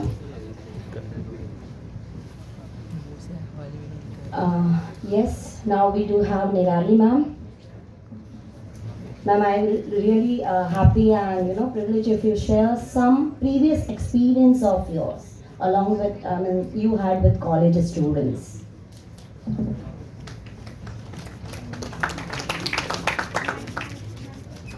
Thank you, Nilakshi ma'am, for having me over here. I don't know where to begin from. My whole journey into cyber psychology started with working with students. Being a mother myself of a teenager, maybe a year younger to you all, it always was like, okay, what's happening in the world? We had to give our child internet-enabled mobile at a very early age because he used to travel for his sport. And while we were aware that we are giving the device, where was the education? And then I felt that as a parent, I could educate one. What about the rest who have been forced to because of international education boards coming to our cities and a lot of us moving on to the cyberspace for a lot of more information. And that's how my entire journey started. Awareness became a big part because, like just now Ritesh mentioned that, and I also mentioned in one of my answers, that the entire cyberspace is a psychological space. We, or rather you as a generation, has an extended personality online. And that personality cannot be separated from who you are. And that's where we realize that it's not only the technical education that is sufficient. The reason I started this cyberbullying organization where we've been addressing the victims, we've been helping them in different ways. Some of them who are ready to fight the battle, who are ready to put up a case and fight through it, we connect them to investigating teams. One of that is Ritesh. Then some of them we connect to lawyers as well. But at the ground level, what is required is that kind of emotional stability. And that's exactly what we want to focus on. And that's what Cyber B.A.A.P does. So we have a portal where you get a lot of information about bullying. Why does it happen? Why do you bully? A very interesting statistic is that if 50% of the youth is victim, the rest 50% is a bully themselves. Some of them by choice, some of them accidental ones who did not know where to draw the line. And that's what my mission has been, to educate, to make aware, to sensitize, to empathize, and to be there as a listening ear, to handhold them and guide them through this entire cyberspace journey, where a lot of education is missing in terms of behavioral impact, in terms of etiquettes. Early on at a coffee conversation, me and Nilakshi ma'am were just talking about that because of the pandemic, the biggest loss that a lot of youth has suffered is the social interaction. And unfortunately, this entire interaction has moved into a digital space without having appropriate learning and knowledge of certain etiquettes that you need to follow. So those are the areas where we work upon. Coming to the psychology domain, there's one thing that I would like to share over here is that being a psychologist was always a passion, but early on I never got the opportunity. When I was growing up, the mindset in our cities, our houses was that if you are a student who gets a little decent marks, why you want to take up arts? And that's how I ended up in commerce. And however, people always used to intrigue me, and even in commerce, my master's is in organizational behavior. But the key over here is never to give up on something that you passionately believe in. At a midlife, that is at age of 35, I did my second master's, which was into psychology, and never ever dreamt of cyber psychology as a stream. In India, it is just 5 years old, though I was aware of it. And I got into it very early on, but the application area was in terms of software applications. There the role is considered as a usability analyst. That's a user behavior analyst, and way back in 2009 and 10, I got myself certified on it. So the point here is that do not think that you have to make a career decision right then and there. Like the day you graduate, you must know where you're heading, what you are going to do next is not important. You don't have to burden yourselves with it. Just be very open to new learnings, be very open to follow where you are not only learning but also giving. And that entire approach will take you forward to newer opportunities coming your way. Like Ritesh mentioned, what is the future? It does not mean that, from now on you start stressing out that, okay, what if I am not there? It is about exploring that how well suited am I. So invest time in yourself to be much better and much confident as a professional. And for any other assistance, we at CyberPeace are always there for any cyber-related assistance or any harassment-related assistance. Do not believe that I can fight this battle alone. Be open to seeking help. Thank you. Thank you so much, ma'am. Anybody have questions from Nirali ma'am? Again, Ramya? Yes, ma'am. Can we have Mustan this time? Sure, ma'am. Okay, both the questions. Yeah. Ma'am, please. I'll give one mic. Yes, sure. I'm sorry, a little bit of an off question. Are you an older sibling or a younger one? Sorry? Are you an older sibling? Or... Yeah, I'm the eldest one. Okay, so there is this gap, obviously, between older and younger sibling. And the thing is the pause, practicing all of this, and signs and all, I can tell. But what can I do to connect with my younger sibling and explain that these are the things that can happen to you on Instagram, and this is how you're supposed to respond, or that there's certain kind of people that you don't reach out to. Because younger siblings are trying to be something they're not. Most people are online. And that's kind of a stream that just goes along. And UX and UIs tend to put it into the most engaging part. So how do you protect our younger siblings? How do you protect people who look up to us?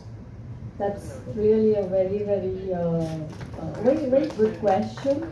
And this is what we really expect from the youth today. I mean, I'm feeling very proud that at least I've sensitized one person who's thinking about how do I secure the rest. So let's understand that the way people are connecting today to internet, see, if you consider yourself older and now you're seeing that a younger generation, younger than yours, are so much more involved and are so much more into it, telling them no does not work. What is the best way to go about this is be involved, be open. So I'll give you a very small example. I think about 5 years earlier now, one of the days my son came home and he kept asking me, Mom, what's this Insta? My friends are telling, come on Insta, come on Insta. I think he was 11 or 12 then. And I had two choices. Either I tell him, look, Instagram is after age of 13, 14, and India it's 18 technically, so just stay away from it. But on the other hand, we know that at this age and stage, peer pressure is very important. And if he's not part of that entire peer community, there are other problems like exclusion. So I took that opportunity and I said, hey, come on, let's explore. I also don't know enough about Instagram because I wasn't at that point. But taking these opportunities, sitting with them, these are the ways we bond with them. They're very good with technology, know-how, but what they lack is that wisdom, is that experience, is that maturity, which comparatively you as an older sibling may have. So turn it around into a learning engagement with them. Whatever game he's playing, tell them, let's show me also, I want to be part of this game, teach me. While he's teaching you, you can observe the technical skills he has, while with your experience, you can see the dangers that he has. Like I still remember that when our kids started playing PUBG, there was no point telling him, hey, don't play, because his entire class was playing. If he doesn't play, he feels an outcast in that whole group who's talking about PUBG. I remember that me and Ritesh, neither of us have that kind of interest in any digital games. I still play a Scrabble game, but Ritesh has never ever. But that little effort we took. He went on PUBG, he asked our son also that, what to do. And immediately he came up with this, that, hey, look, this is keeping your microphone on. So whatever your background voices are, it's all getting stored over there. People can hear you when you're playing in groups, when you're having your videos on, when you're sharing those details. So that's in that format, we can share them. But if we tell them, look, come here, sit here, don't do this is not good for you, does not work. With children, the education is receptive only from the school, and that's why we do workshops with schools and colleges. Anything coming from any other source is like gyan, extra gyan, or you're interfering. It has to be more participative. So even for your thing, you make up your stories. Hey, look, I did this, this happened. How could you, can you think of a better solution? How can I make my account more private, or share those examples? Stories are something that age across everyone loves. So read up to these cases. You can find a few on our portal as well. Put them in a story format while for informal conversation, and I'm sure the resentment will be lower. So you've got to try. I'm very glad that you are taking up that role. So I'll simply put up and say that parenting, whoever does, whether it's actual parents, whether it's siblings, is an art. You have to be creative. That's the only way out. I hope this helps. Try it out and let me know if it did. There's one, yes. Ma'am, my question follows Mustance's question. I believe, or in general in cybersecurity, we believe that prevention is better than cure. So he's trying to find a cure. I want to find how we can prevent it. My parents have taught me about the laws that are on my side. Is there something that SAKEC and CyBER B.A.A.P can do to, let our students know what laws are by their side and how they can use it to protect themselves? So, like you said, that prevention is better. I would rather say prevention is right now the only way to safety. We are in India. We do have a good legal system, but there is a huge lag.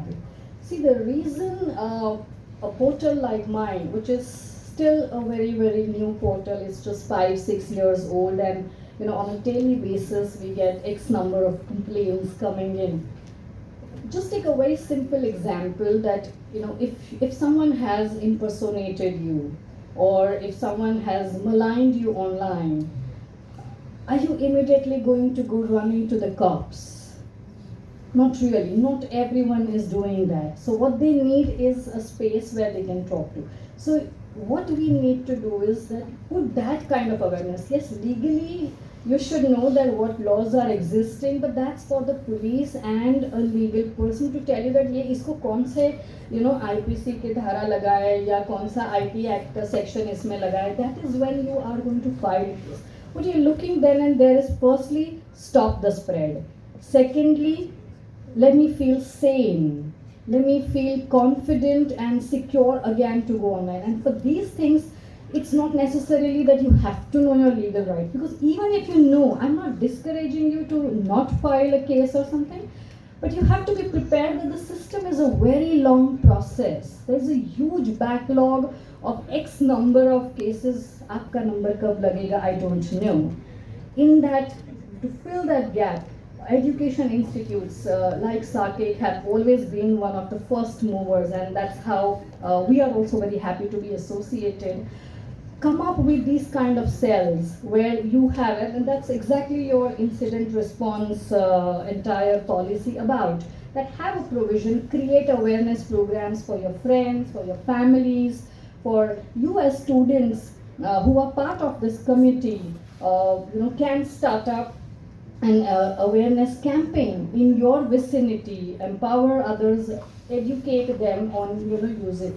A very simple example I'll use. So we at CyBER B.A.A.P also have something called as CyBER B.A.A.P Campus Club, that is C3, where we do have there's a student chapter of CyberFrat. Similarly, this is a cyber cell of a particular campus, under which there are few student bodies and there is a faculty in charge or a counselor of the academic organization. We take up these kind of campaigns not only to sensitize and make aware the students, but also take up the social responsibility of the people around. So together we all can spread this kind of awareness. We can create a place where people feel secure and non-judgmental to share and to talk. I think if even we begin with this, we have a long way to go. And yeah. If I may add on to my last question. You must have made a lot of mistakes in life, right? Growing up. And they played a big part in what you are today. And so have I. So how can we guide our younger generation and let them make those mistakes that define who they are and sort of train them for real life? But how do we deal with them from screwing up their lives? Because we've all made mistakes. We're still here. True. And there's some who are not. How do we protect them? The thumb rule you always remember is consider every person around you, be it your sibling, be it your parents, everyone as an individual. Let them make their mistakes, but give them a controlled environment to make that mistakes. Some are experiential learners, some children are, and no matter how much you tell them, don't touch it, it will burn you, there's a fire, they still would want to experience it for themselves too. So if we know our siblings and what kind of learners are they, we can create that kind of stimulated environment to make their mistakes. And even if that's not happening, and kids are also growing, they're going to change from one personality to another, what you as a responsible sibling can do is be there for them when they make their mistakes. Don't stand there in judging them and telling them that, I told you. That's one thing everyone must resist. Instead, give them a listening ear. Okay, that's happened. Now tell me. So the moment you tell them I am there, automatically the responsibility is shared and you'll see that difference. So I hope that answers your question. Thank you so much. That was very helpful. Thank you. Thank you so much, ma'am. Okay, guys, how's the event going on? Good. Sure? Yes. Now, you want one more lecture on cybersecurity? Should I start? I'm the only left, sir, now. Okay, guys, on the audience request, we do have one dance performance by your own student, Prerna. Okay? And she has taken the songs of my interest, but okay, so welcome Prerna on the stage, and I'll just request my technical team to set up the song. Sahil.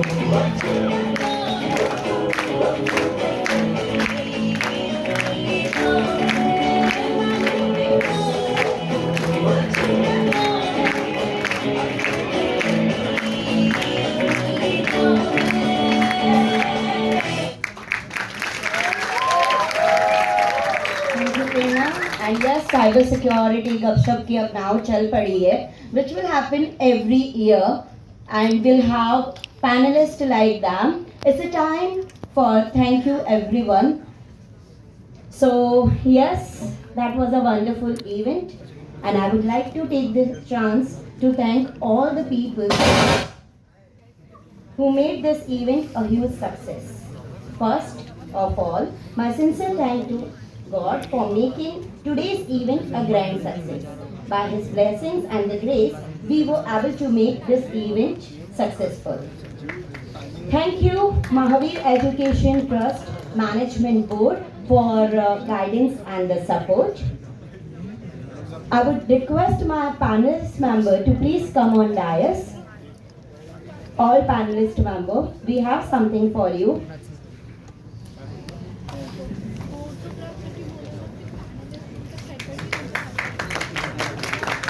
And I request my Momento team.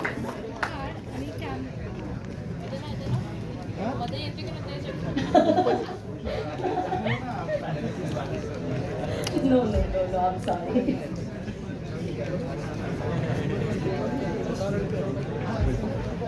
So as a gratitude memento, I would like to request Patel sir to kindly give facilitate external panelist Mr. Ritesh Bhatia sir. Kotak sir, please join. We have something for him too, sir. Yeah, please come, sir.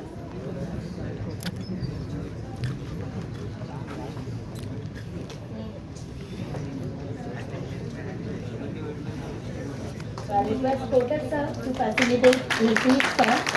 About Ritesh sir, I just want to tell you people one thing. Whenever we had chai pe charcha, because I love tea and he too, ma'am आप बोल दो काम हो जाएगा and वो line इतना डर लगता है कि बस आप बोल दो काम हो जाएगा and it's always happened. Starting from CyberFrat student chapter or COE or this event. And guys, the logo which you can see on the screen is actually the creation of Ritesh Bhatia sir and Nirali ma'am. Thank you so much, sir. And the incident response process, that project which students have launched, it's complete idea given by Nirali ma'am and Bhatia sir only, as they are running CyberGap and they are having similar portal there. Now I'll request Kotak sir to facilitate Gaurav Bhatra sir.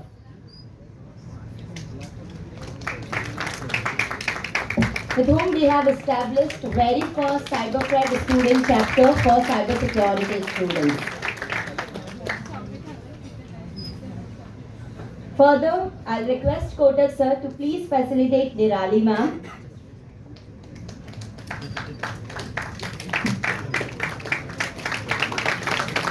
Yes, promise as and when we need consultancy or any kind of psychology related issues, if the students or staff getting, she'll be always with us. And now it's my turn to honor, or rather our principal sir, in-house panelist, Dr. Bhavesh Patel sir, for encouraging us, always having our back. So today's event was only possible because of you, and the Department of Cybersecurity exists because of you. So we only...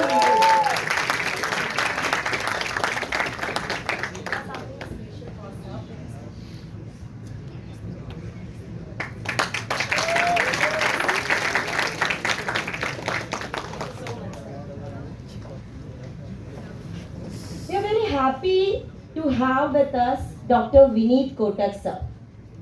So I'll request Patel sir to please welcome and felicitate Kotak sir.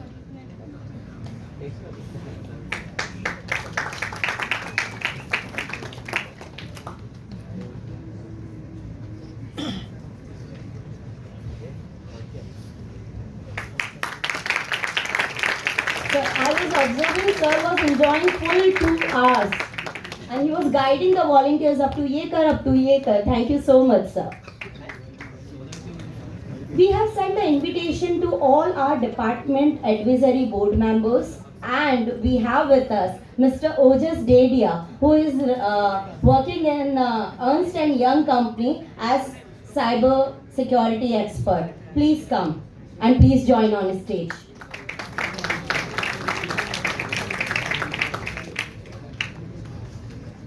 I'll request Patel sir to please welcome him.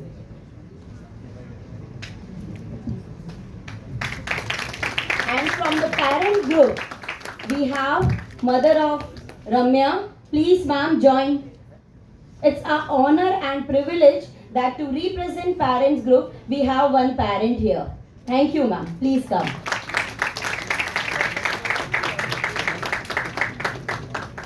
I'll request Patel sir to welcome ma'am.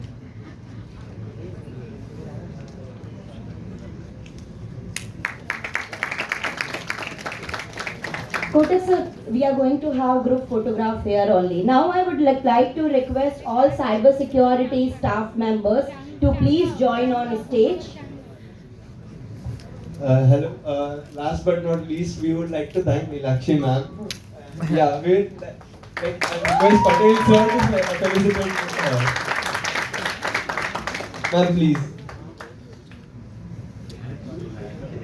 मेरे event में मुझसे surprises नहीं Of होते. course.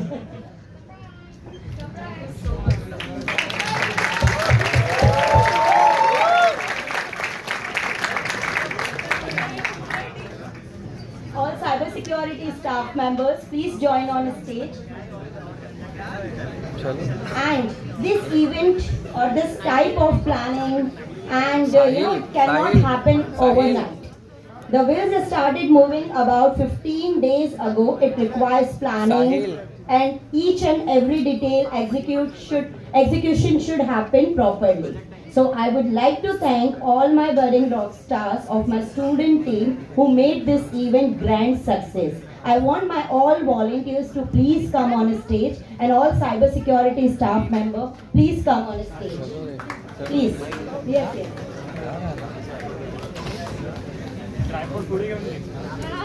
Photographers, you can make your camera arrange and then please join. We have a group photo.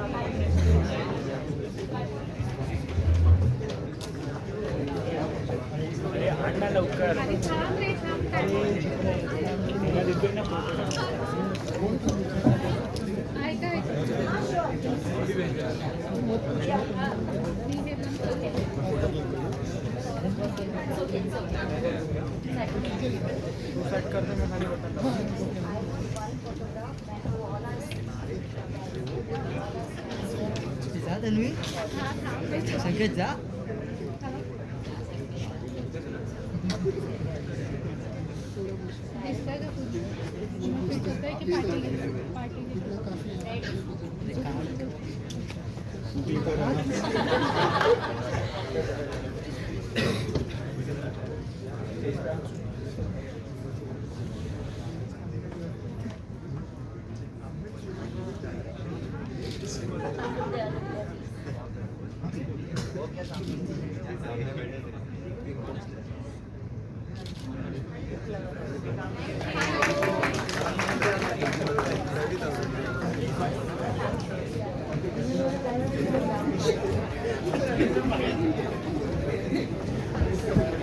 I request all panelists to settle down off the stage. We will have Bundele sir.